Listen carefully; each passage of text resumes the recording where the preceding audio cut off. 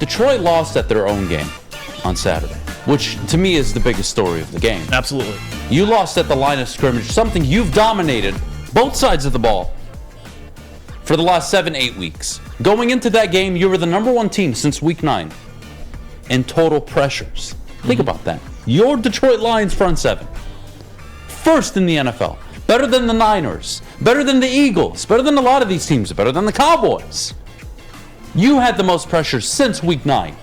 And that wasn't a 3-4 week sample. That is a 6, 7, 8 week sample that you were number one. You had allowed the fewest, or the lowest, completion percentage among defenses in the NFL since that time span. So much trending in your way. Everything was going in your way. Everything. The teams you needed to lose, lost. The games that needed to be played were played. You won the games you had to win. Go to New York on the road. You win that game. You are legitimately in the playoff hunt. You have it in your hands. It's here for you to hold. And you lose 37-23 to a team that is in a full rebuild, with an interim head coach, with a short temper owner, with a GM that will likely lose his job, with Sam Darnold, who sees ghosts at quarterback, with an offensive line that is one of the worst offensive lines in the NFL, a rookie tackle that has accounted for the most penalties by a rookie tackle in the NFL in Ikwanu, by a team that is one-dimensional on the offensive side of the ball, and then offensively, a top 5 offense, one of the best scoring offenses, effective on third down, effective on fourth down. It doesn't matter, you name it, they're good at it. Mm-hmm. And Taylor Decker gets beat multiple times by Brian Burns. The offensive line can't get any push, and they can't establish the run game. And then you're asking Jared Goff to drop back 30-plus times, and the game was already over by then. Right. It is so disappointing. Not because you lost. It's okay to lose in the NFL. Nobody wins every game. The way you lost and the meaning behind the game is what kills me. For the first time, you had a meaningful, God-forsaken football game being played with your Detroit Lions. And as 2.5-point, 3-point favorites in some books, you walk out and get killed by 14.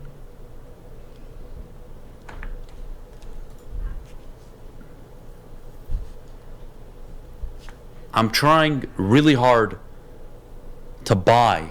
I want to buy. I love what Brad Holmes is doing. Love the draft capital they've established. Love some of the draft picks they've had. I understand this will be one of the better rosters for years to come, given the direction they're going in. Having said that, there is no excuse to play like that on the road against that team. Now, you go to the Niners, you go to San Fran, you go to Philly late in the year. All right, I can live with that. Carolina,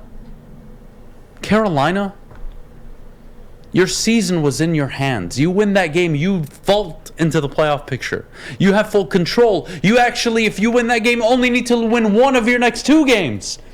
Coming up as 5-point favorites against Chicago. You have room for error, and you let it go. And that is what drives me nuts.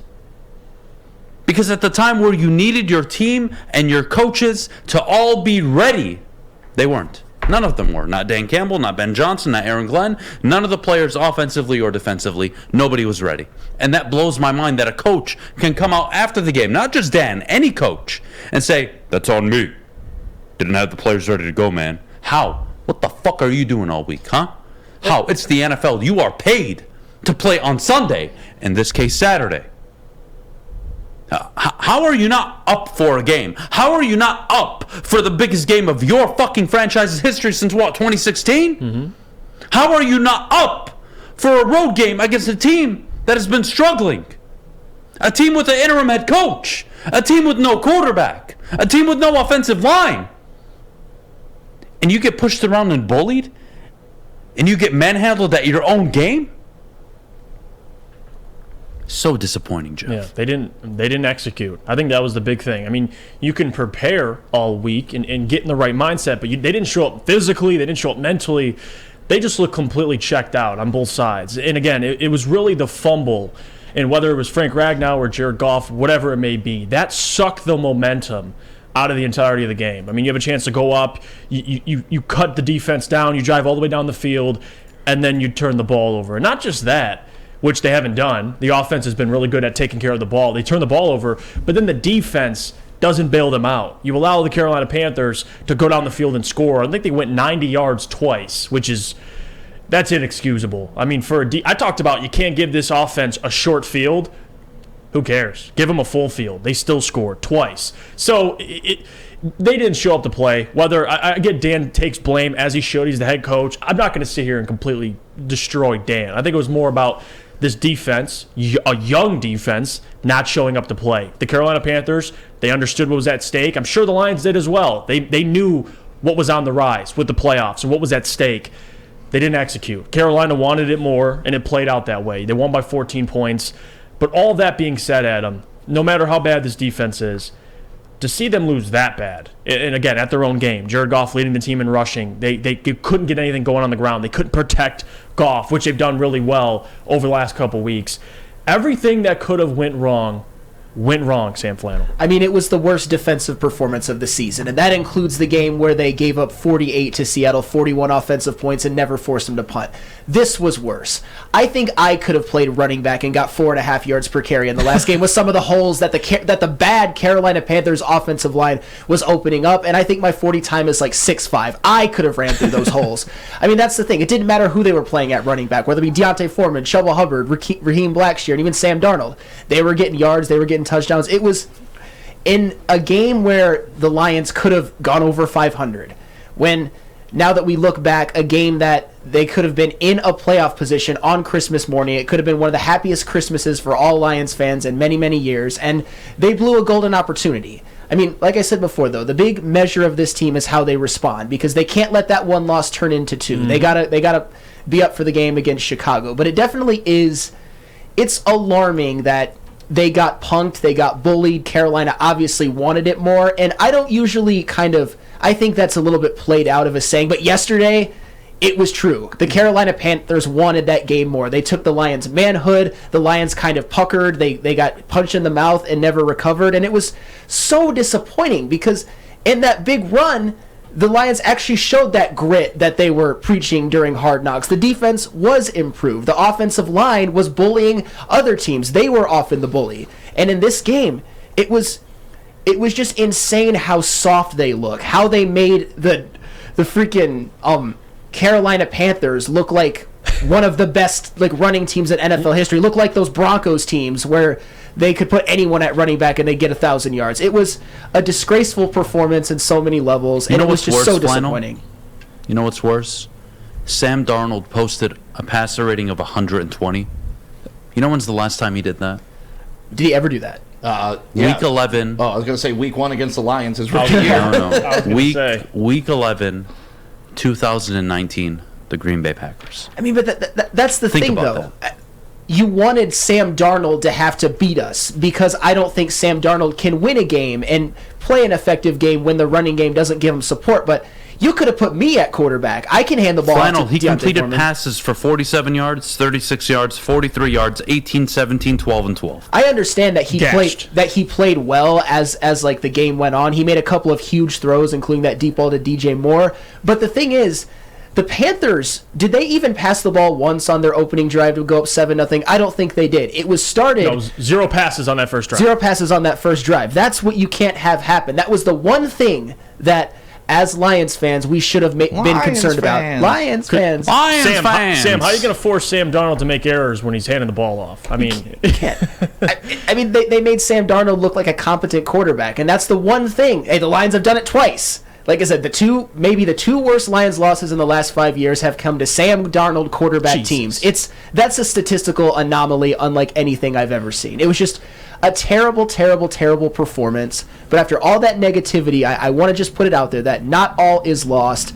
But man, to go above 500, to show the world, to just keep that streak going, keep the Lions as the national media darlings, keep them in the playoff position, that didn't happen. And now they got to play pretty much flawless football the rest of the season. Can I just bring up, I love you guys, and I love everybody in the WoodwardSports.com chat. Love everybody that's a part of the pre and post games.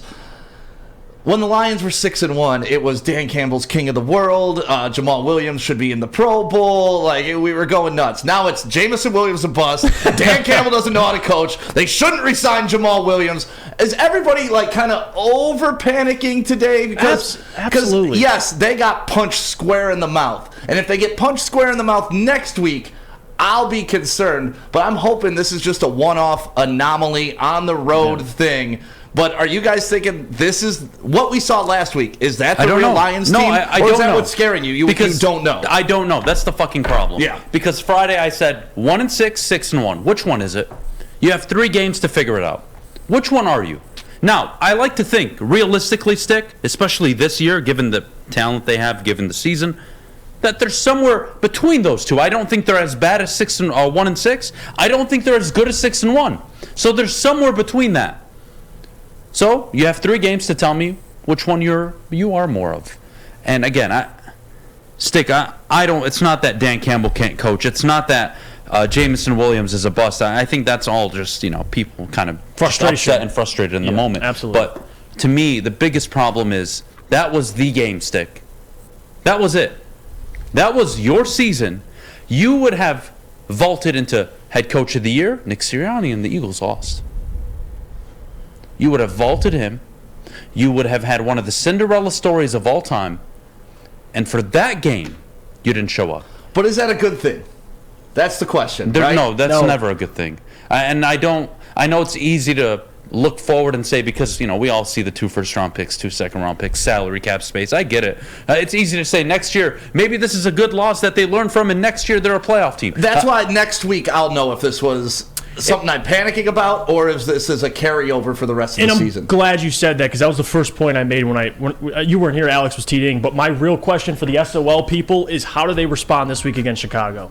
I think if you go out and you take care of business and do it, decisively, then I do think this team. I think people saying, "Well, this is SOL." I get that loss has reminds you of SOL type performances. But to discredit everything they've done after that performance is it's a lazy take. Can we all, let's take a break.